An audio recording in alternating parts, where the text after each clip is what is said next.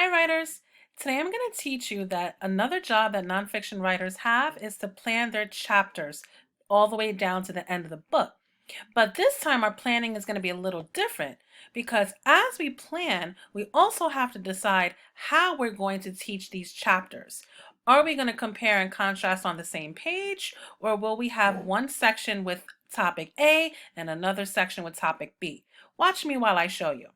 So you know that I'm writing my book about bulldogs. So I'm thinking about all the chapters that I need to include in my book. So I think chapter 1 is going to be Chow Down, where I teach about what bulldogs eat, especially what the French bulldog and the English bulldog eat. And then my next chapter is going to be about grooming the bulldogs, like how to keep them clean and fresh. And then I'll have another chapter, and I like this title. How much is that doggy in the window? Just like the song. Because believe it or not, bulldogs can be really expensive.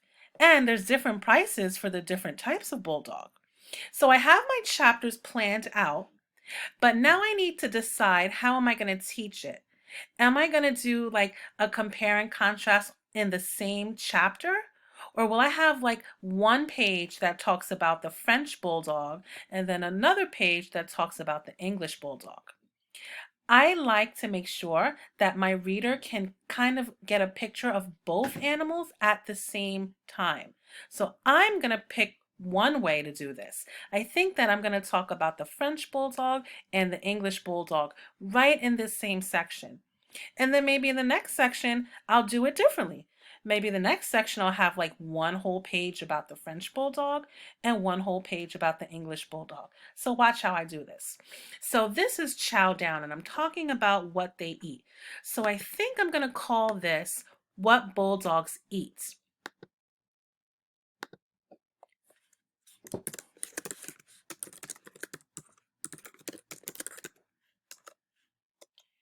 And I'm going to teach that all bulldogs eat like dry food, and they can even eat like chicken too. But then I need to get specific and compare what the French bulldog eats and what the English bulldog eats. And I'm going to do it right in the same section side by side. All bulldogs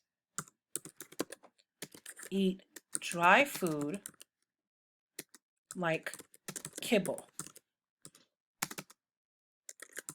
All bulldogs like meat too, such as chicken.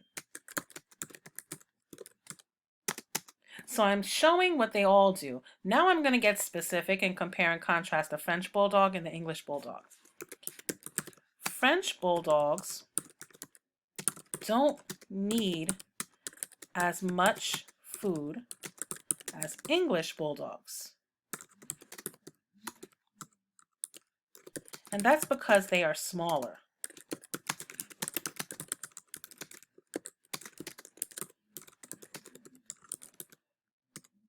So do you see that I'm comparing and contrasting what the French bulldog eats and what the English bulldog eats right in the same section?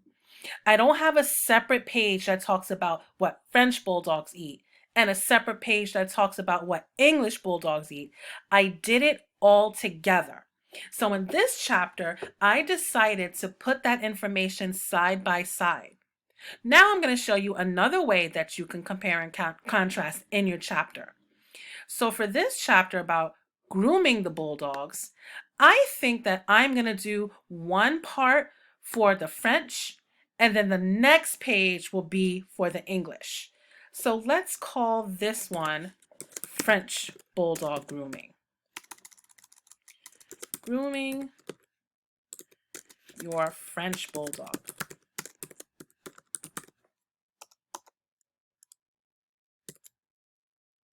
So in this part, I'm going to show what it's like to groom the French bulldog. French bulldogs need a bath twice a month. You can use special dog shampoo from the pet store. Make sure you dry them well.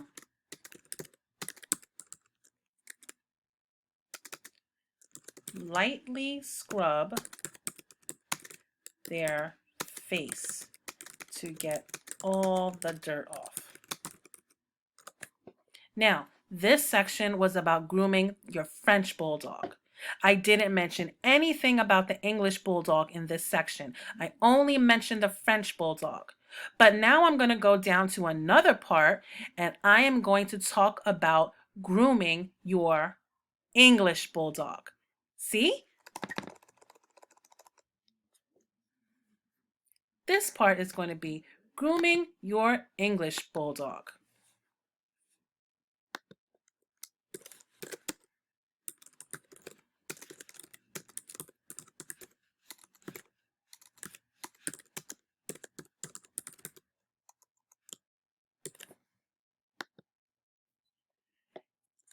English Bulldogs need a bath twice a month, just like the French Bulldog.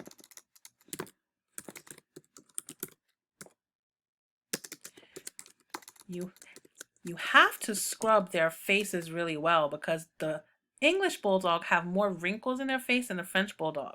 So you have to get really inside those wrinkles to keep them clean. You have to clean the English Bulldog's face very well.